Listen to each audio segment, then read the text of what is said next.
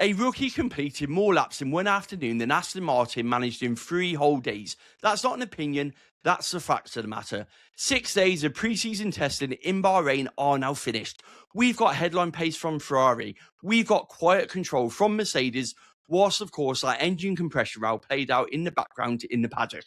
We've got hidden ceilings at McLaren, and we've also got Red Bull doing what Red Bull do in testing in February.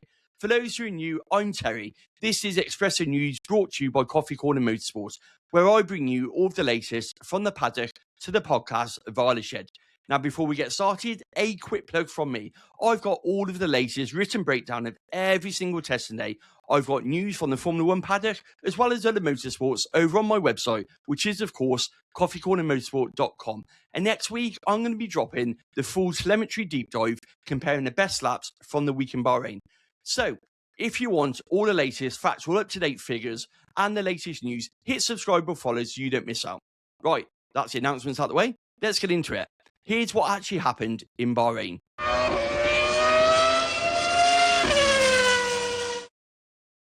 We've got to start with those numbers, of course. 128 laps. Across the final 3 days of testing, that is all that Aston Martin actually completed. They arrived this week needing data, of course, on the back foot after that shakedown in Barcelona. We all saw what happened there.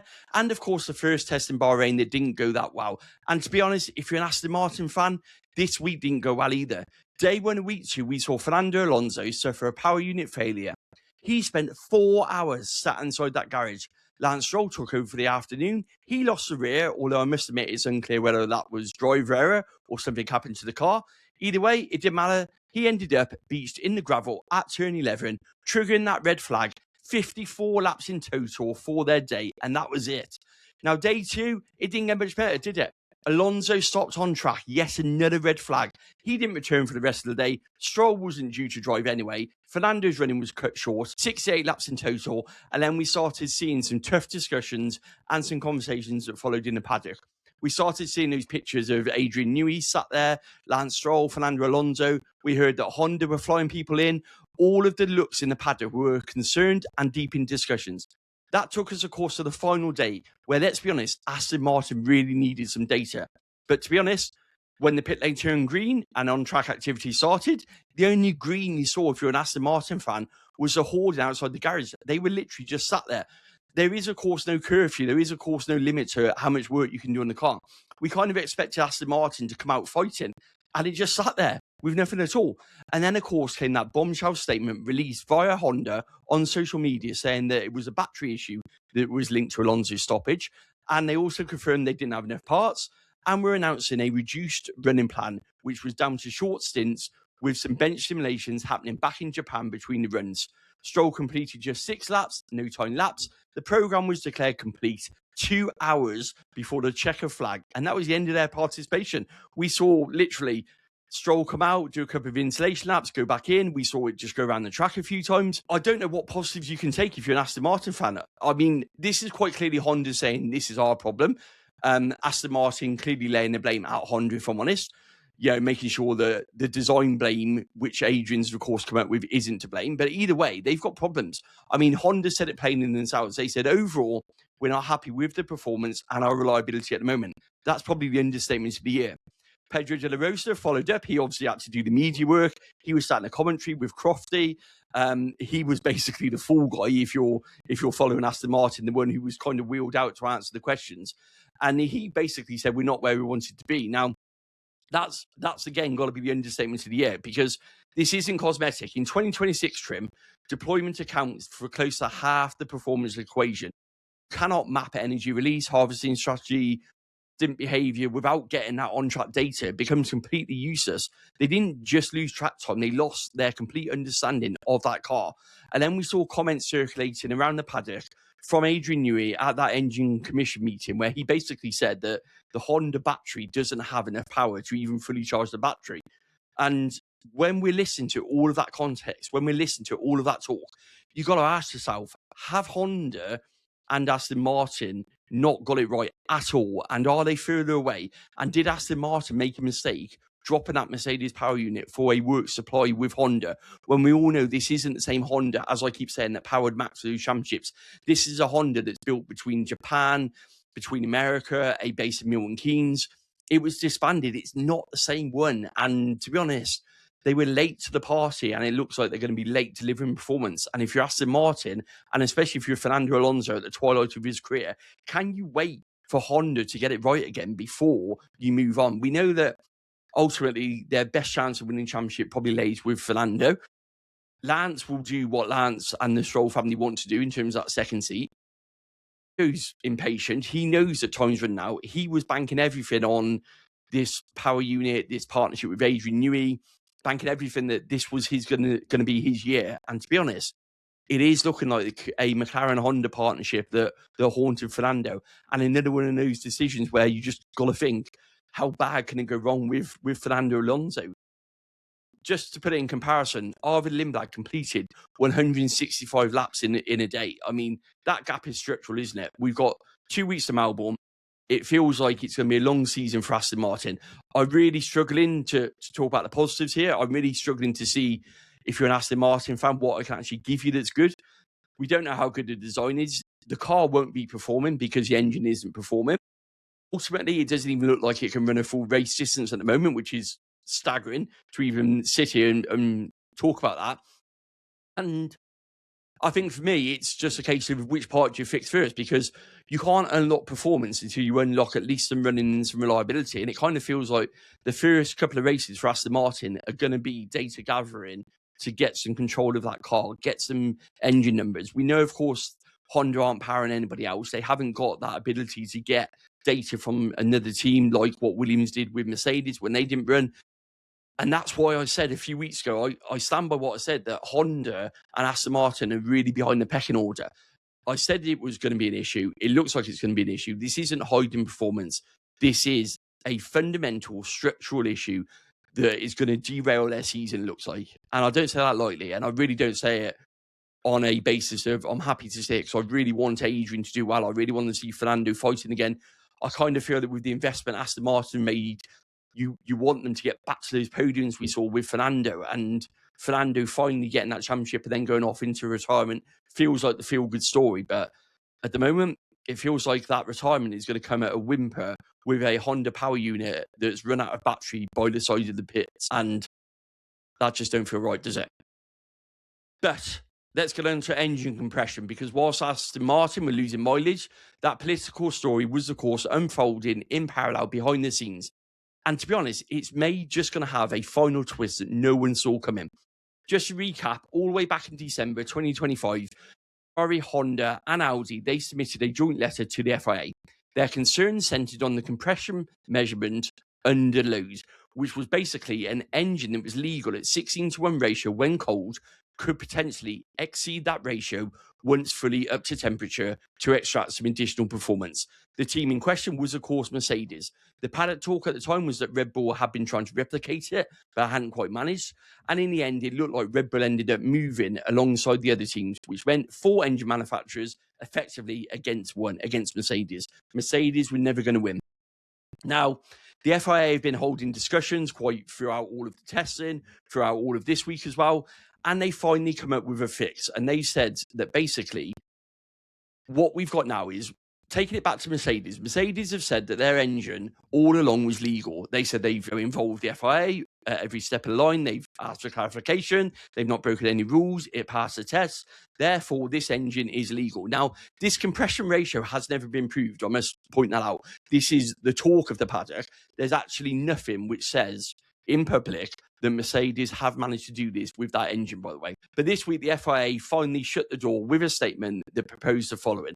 They proposed both a cold and a hot test, which would happen at 130 degrees with a virtual vote between the engine manufacturers happening before, of course, those engines are locked. We know that date for the engine lock is March the 1st, hence why there's a virtual vote. Basically, the teams aren't going to be anywhere near where they can vote. So they do a virtual vote to make sure they can get it all through. Now, this will then come into effect on August the 1st. So this will potentially leave any Mercedes supposed advantage locked in for the first half of the season.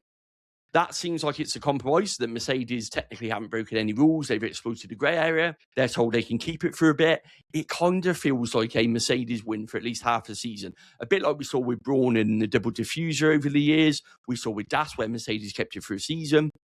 we've seen this in the past in Formula One, where when it's a grey area, the FIA, whilst reluctant to kind of ban it because they kind of go, well, it's a grey area, we messed up by not making the rules clear. The teams argue that they spent time, development, cost cut money going down that route. Mercedes have argued that any late fix is structurally bad for the engines, and with 2 weeks of Melbourne, how can they realistically fix it for both them and their customer teams? So they've clearly flexed their muscle and said that any changes now is going to leave the teams at risk on the grid. Formula One don't want a brand new Apple deal. They don't want brand new people coming to the sport, new regulations, all the hype about these new cars, seeing all the Mercedes engines parked up because Mercedes basically say we can't hit that test, so therefore tough, we ain't running. That was the reality of it. It would never have come to that, let's be honest about it. This is quite clearly the Piranha Club in full flow. But ultimately, what's happened now is this test has been introduced. Mercedes got that so-called advantage locked in. And then from August, that advantage goes. However, there is a twist. Now, some rivals apparently wanted just a hot-only test, so no cold test. So what they were saying is, we've got the cold test, the Mercedes passes that, but they're going to fail the hot test. So they want it switched to a hot-only test and no cold test. Sounds simple, a straight replacement. But there is a reason for that. Now, the latest rumour, you can't make this up in Formula 1, can you? It's the reason they wanted a hot test only was they are running a 16:1 ratio when cold before dropping it into legality once that engine reached temperature, which is the exact reverse of what Mercedes have allegedly been doing. So this means that every compression at every race start, every restart, every first lap of every stint, as we've seen, there are some question marks over the starts, how these cars get going. That would give you an advantage. So this is ultimately where we could be in a situation when the Formula One teams don't actually vote on their own ruling because it hinders them.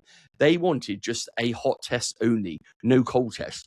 Mercedes quite clearly have basically cottoned onto this. As Toto said, he said the attempt was from the other guys to have it only measured hot so they could actually have it cold outside the regulations. So now it's fair game for everyone. And a hot and cold test closes both ends of that window. So it feels like the teams have kind of played the public a bit, if I'm honest. It feels like they may have gained an advantage which doesn't get measured at a hot test but gets measured at a cold test. The exact opposite. That Toto and Mercedes may have been the fool guys for this, and their plans to change the regulations to suit them have actually failed completely, and now it's fair game for everyone, which is very typical of Formula One, very typical of politics, very typical of what we get in a new regulation. March the 1st is obviously the cut-off for these engines. Whatever runs in Australia is locked in. All of this political manoeuvre is done. The teams may not end up voting for this anyway, and it may still keep the same. And the advantage is, if I'm honest, it feels like Toto may have just called a double bluff here. I mean, only time will tell whether it's a brave face that he's been putting on or whether or not it's actually given him advantage and he's managed to lock it in. Personally, I feel this is like a bit of political positioning to make the FIA not look bad. And what I mean by that is, I think that nothing changes. And I don't know this for sure. This is just my hunch, playing it all out, reading it all back, looking at what the ruling is, looking at what's coming in.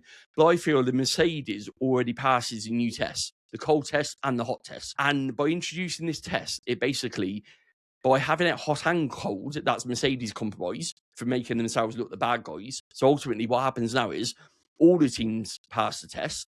The FIA look good to the outside world and to the fan base because it looks like they've clamped down on Mercedes. They can go, oh, look at us. We took Mercedes down. They had a loophole. They were accused of cheating. And look, we closed that loophole. But the reality is this is a win for everyone. And that's rare in Formula One. And it's rare that 4 out of 5 engine manufacturers will cater for this on a win, which will allow Mercedes to keep that advantage locked in. But that's how this has been painted out. So if I'm honest, I think this is classic. Everyone's been caught bending that grey area, that loophole. And the FIA have closed the loophole on all of them whilst looking good to the outside world. Don't know your thoughts on that one. But either way, I don't think much is going to change with regards to the engines. So that's engine compression out of the way. Let's get back to the teams. Strip away the politics. Strip away everything else. What did we learn from testing? Because that competitive picture is tighter than most people think. 4 teams sit inside that one realistic front running window. And it is, of course, the big 4 looking strong again. First up, let's talk about Ferrari. Charles Leclerc, 1 minute 31.992 on the C4 tyre. Remember, this week they had all of the compounds available. The fastest lap of the entire pre-season was, of course, on the final day. That was to be expected. Later that afternoon, a 1 minute 32.655. That was on the C3. That was the fastest C3 of the day. 2 compounds, same session. 32 laps on day 3 alone. Now, the Formula Live Pulse telemetry, they've been showing some good tyre degradation on that medium compound. We saw Charles hitting the track with those long laps, those stints, getting that race data. He was pretty much just pounding laps in on Friday. Obviously, Lewis didn't run on Friday as well. Lewis did the Thursday session for Ferrari. They didn't split it. They did one day and one day. Now, that's how improved as the stint went on rather than falling away. We'd expect that with different compounds. Like I say, Pirelli got 5 compounds this year, not 6. And for this test, you could have all of them available. It allowed the teams to basically get out on some of the tyres they may not normally use. The caveat to that, I would say, is when you've got a tyre that isn't normally suited to that track, like the C4, the C5, the reality is it's not going to handle Bahrain because it's not meant to. So when you see a team go out in a C5 tyre, the tyre will fall away as the lap goes on, basically. It won't last the whole lap. So that's why, even though it's a faster tyre on paper, it doesn't mean it's the faster tyre to run around Bahrain, if you get me drift on that one. But Ferrari, they came up with some invention, didn't they? They tried the Macarena, as Fred called it, the flip rear wing. That basically fully inverts when it's in straight line mode, and it creates a larger gap for greater drag reduction. The FIA have confirmed that it's legal. It's a test item. It's fine. They said it doesn't break any rules. Now, the reality is, will teams follow this route? Will even Ferrari follow this route? James Vowell said it best when he said that, I'm not too sure if this is something we're going to follow or not. What we're going to do, we're going to take the data, we're going to look at it, we're going to gather all the information, and we're going to decide whether or not actually it's a route we go down. Ferrari themselves trialed all the different ones, basically. They said that they wanted to get a comparison, so they haven't even said whether or not this is staying, just that they trialed it.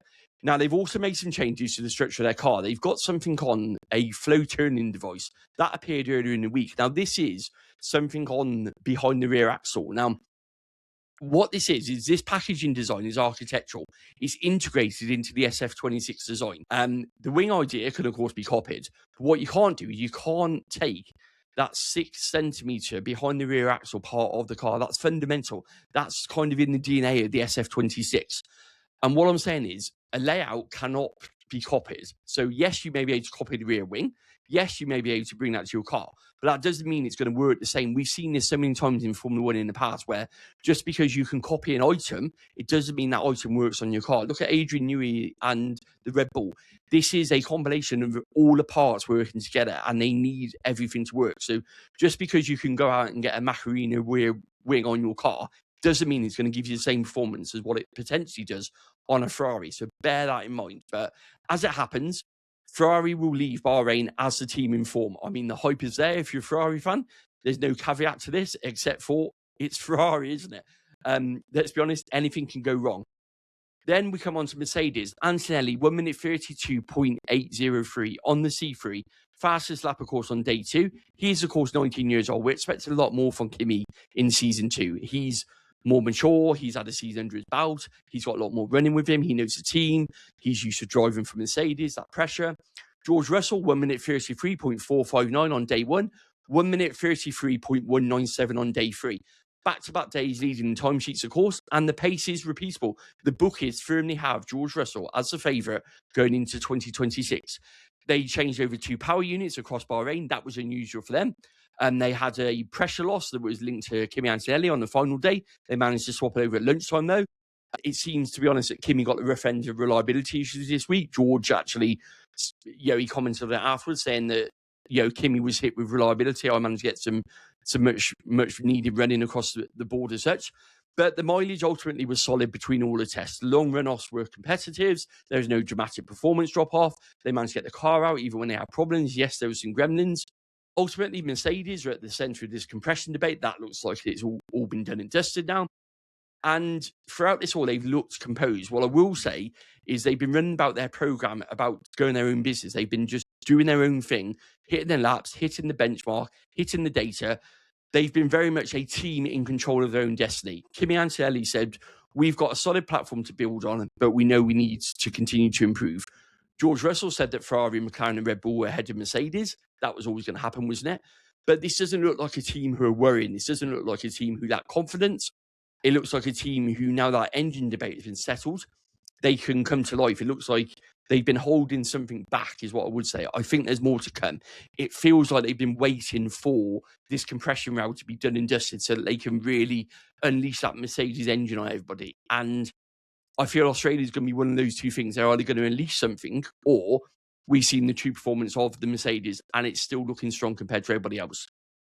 Brings us on to, of course, McLaren. The back-to-back Constructor Championships. Piastri with a 1 minute 32 point on C3, which was set on day 2. He was within a 10th pretty much of every benchmark across the opening days. They managed one of the highest team mileage overall. Lando Norris did just 47 laps on the final day due to a change he had to make. That cost him a couple of hours during that sunset afternoon. And across the full test, Piastri set the fastest C1 time at 1 minute 36.576 and the fastest C2 time at 1 minute 33.624. So they managed to get a wide compound spread. They managed to use a lot of tyres, a lot of data. There was no real headline chasing from McLaren. They were really quiet. I feel like their ceiling was never shown. They're certainly not outsiders for me. They're certainly not behind. For me, they're hiding performance. They don't look like they're showing absolutely anything. They are, of course, the back-to-back Constructor Championships. Mercedes being the favourites, Red Bull being amongst it, Ferrari being a hot talk on social media. McLaren will like that. They won't mind that at all. And everyone got to remember that Mercedes power unit, which may well have been running lower due to what's going on with the engine compression row, we don't know that for sure, is in the back of that McLaren as well. Yeah, I think they're dark horses on this one. I think they're ones to watch. They've not shown us a lot. And to be honest, I think there's more to come. Red Bull, of course, a big unknown going into 2026. Verstappen, 1 minute 33.109. That was set on the C3 on day 3. 1 minute 33.162 on the C3 on day 2. Nearly identical pace. No coincidence there, is there? 39 laps on day 2, mapping energy deployment, long runs, getting data. 65 laps he managed on day 3, controls. They had their chief engineer, Paul Monaghan, who was trackside with a heat gun, checking the RB22 bodywork. They never really chased the headline, a bit like McLaren didn't. They don't need to. Classic February from Red Bull. And historically, it means they're dangerous. Solid runs from Isaac Hadjar as well. We've, of course, got Laurent Mecchi in his first full season. We've got their own powertrain running in that car with a few minor issues. This is a team who've introduced their own power unit, of course, backed with that Ford support, and it looks like they've remained part of the big four. Now, that's no easy feat. That shouldn't go unnoticed. That shouldn't go, sort of glossed over that, it's Red Bull and they're part of the top 4. They've literally created a works team and an engine that puts them still in talk of that big 4. That's massive. That's monumental. Like I say, really don't underestimate that one. The question now is that Red Bull powertrain Ford engine got enough performance in it to go on? Or is this kind of at the limit that it's there and it's thereabouts and they're going to be chasing podiums rather than wins is probably the best way to describe it. I generally don't know. They don't give a lot away, like I said, in February. They like to play this game of sandbagging. They like to turn the engine off. But of course, that was the old days with Christian Horner and Adrian Newey. Will they do that with Laurent Mecchi in charge? I'm not entirely sure, but he is an engineer. It looks very controlled from Red Bull. It looks like very much like they've been running through their program without a lot of drama, without a lot of issues. It looks like they've just been solidly lap after lap after lap, get understanding, take the data back to Milton Keynes, take the data back to the new engine department, and just make sure they're doing what they're doing. There has been some niggles, but then every team, every power unit has had some niggles, which you'd expect now. We've had 2 weeks of testing, 3 weeks in total when you include the Barcelona shakedown into it. These cars have done thousands and thousands of laps now. So ultimately, we will be expecting to see niggles in them as they hit the real world rather than what they were doing on a bout in the factory. I've been really impressed with Red Bull powertrains. I've been really impressed with how actually far they are with their engine plan. I kind of expected them to be competitive, but not at the top end, if I'm honest. And I expect them to get better and better. They've actually really surprised me. They look good. They look solid. Max looks happy and comfortable in the car. Isaac, I've said all along, I feel is a really good addition. I feel with Isaac Hadjar, he's onto a bit of a winner. There doesn't really seem to be pressure from the Formula 2 team in terms of, someone taking his seat. We've no longer got Helmut Marko threatening to change it every 5 minutes. If Isaac gets close to Max, it seemed a success for him. He's not expected to beat Max. So I feel this could be a really big season for Red Bull. I feel they need to perform hard to keep Max. But I also think that Isaac may just give him a second driver where I suppose the curse, maybe not broken, but a second driver closer to Max in terms of performance and closer to what the team expects. And with Lawrence at the helm, I kind of expect to see a different Red Bull. So I'm really excited by what Red Bull can do this season. Best of the rest. We've got Alpine, we've got Gasly, 1 minute 33.421. That was set on the C5 on day 3, 318 laps that day, over 1,000 laps across 3 venues pre-season. New Mercedes power unit integrated, Franco Colapinto obviously having his first pre-season as a driver, zero drama from them. They actually look genuinely settled. I like that rear wing with that sort of drop down they've got on it as well. That's quite innovative. Last year, they fundamentally said we ain't chasing performance. We're going to put everything in 2026. They've arrived. They got that power unit, which they're not hampered by. I would say they look quite solid in there. Haas, we got Ollie Behrman at 1 minute 33.487 on the C4 tyres. 794 laps in total for them. Funniest thing for me had to be Esteban Ocon running the intermediate tyres. We had 40 degrees heat, sun glaring down. And he was obviously testing that deliberate wet mode, that active aero test, 4 laps of data, which they wouldn't have got if their engine was rubbish. But ultimately, it was quite funny seeing Ocon drifting around on intermediate tyres in the sun, in the desert of Bahrain. I had this vision I put on social media that imagine if you were tuning to Formula 1 for the first time and you saw Esteban Ocon with some wet intermediate tyres drift around the track in the blazing sun, you would have been thinking, what on earth is going on here? But argumentatively, one of the best pre-seasons I would say that Haas have ever had. They look really settled. The Ferrari engine looks good. They look quick off the start alongside Ferrari, of course. We saw Ocon line up with Lewis on day 2, getting an absolutely phenomenal start. So, yeah, I'm excited for them. I think that Io Komatsu's done a great job. We know that TGR partnership is getting better and better. So, for me, they're a real genuine dark horse. Ollie Behrman is a class driver. Ocon is under pressure, but I feel will get better. He needs to, so that's not a bad place to be, to have your driver kind of needing a performance from him. And yeah, I'm really excited for Haas as well. I think that they've got a really good potential to upset that midfield again. Racing Bulls, we've obviously got Lindblad, 1 minute 34.149. The rookie on the grid, the only rookie this year, 165 laps on day 3 alone, which was, of course, the highest individual tally. Lawson is also looking strong despite losing lost time.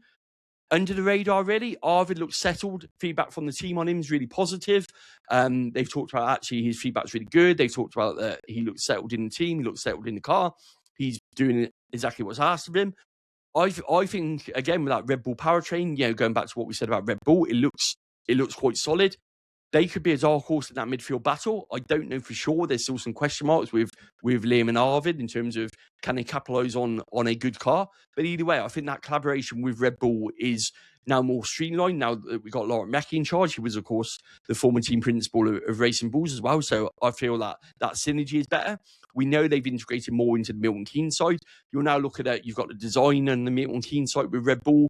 You've got the engine department there as well. You've got the factory in Italy, but there's a lot of crossover going on with Red Bull. We know they've got that wind tunnel being built at Milton Keynes as well coming online. And Racing Bulls will obviously have access to that one as well. So, yeah, really exciting times if you're a Racing Bull fan. I like the way they're going with the team. I like the fact they're trying to do something different and break away on the social media and the other side of things. I think it's a real big year for them. And I think that with the 2 drivers they got, Arvid, I'm really excited to see what he can do. He reminds me a lot like Kimi. May not have had a standout performance in Formula 2, but even so, I think that he's shown enough ability to come in and do a job, and I think he's going to do really well. Liam, I feel, is going to benefit from being the lead driver, a bit like we saw with Pierre Gasly. I think that's the plan. We saw Pierre bounce back after being demoted, and then what happened. So I think for me, that's what they want from Liam. They want him to step up, be the team leader.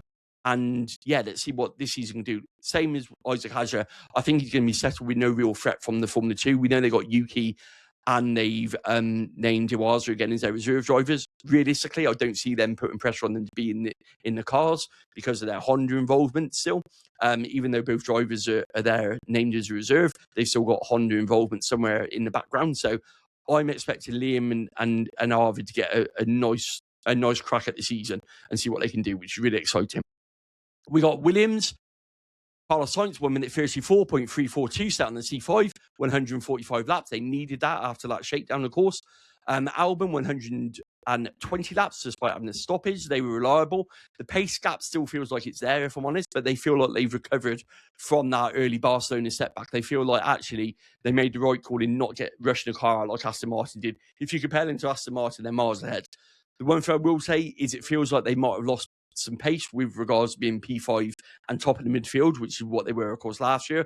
It feels like they might just be a step behind the Alpines and the Haas's at the moment. But I also feel that there's enough in there to get back quickly, if that makes sense. And they've got two amazingly talented drivers. So I wouldn't count Williams out yet. I just feel early season might be a bit of a learning. And once we get back to European races, we might see that step up. We've obviously got Audi, Bortoletto, 1 minute 33.755, set on the C4. Structured program from them, obviously an introduction for a manufacturer debut. This is a new team. Yes, they took over Sauber, but they did introduce their own power unit. We've talked about that with Red Bull powertrains. Let's not underestimate it for Audi as well. And they brought some interesting updates with the side pods. But again, they've got no other references for the engine. So whilst Red Bull powertrains was new, they could obviously map that data from racing balls as well. Audi have got Justin Sauers, but they've had some setbacks. They've recovered well. That Audi engine sounds good. I'm not going to lie. I want to hear that up close. We're hoping to get to Monaco and Las Vegas, and I really want to listen to what that Audi engine sounds like, because it's kind of got a nice roar to it, which being a fan for a number of years, I quite like. But yeah, for them, solid start to their campaign. They will get better as it goes on. Sauber is a good basis. The engine department looks like it's got a semi-competitive engine, not a complete dog. So actually, kudos to them for getting it right as well. Some interesting things on the side pods. They got Bonotto, who knows his way around the engine program. They've obviously got Jonathan Wheatley, who knows what it's like to run a team. Two good drivers. Hulkenberg's nice and steady. Bortoletto's shown us those flashes of brilliance last year as well. So I'm excited what they can do. They're a dark horse for me, in the sense of we're not quite sure what their top is. Brings us on to, of course, Cadillac. Valtteri Bottas, 1 minute 35.290 on day 3. They did have a cleaner final day. They had a bit of a topsy-turvy day 1, day 2. We're all expecting a gap from them. We're all expecting Cadillac to be kind of behind the pecking order, because they're obviously being new to Formula 1. We're not seeing anything that's going to tell us any different to that, if I'm honest. Yes, they made a better decision by having that Ferrari engine rather than trying to introduce their own. Yes, they're ahead of Aston Martin by a long stretch. They did do a lot of high fuel running, I must add. They've got 2 experienced drivers who can develop a car. And I think for me, they will get better as the season goes on. But I think if we're expecting Cadillac to be in amongst the points and disrupting that midfield as the season starts, I think that's a big stretch at the moment. But I don't think it's a disaster. I don't think we're going to get them like sort of 40 seconds behind the pace and being lapped constantly all the time. I think that actually it's not as bad as what the timing sheets may seem.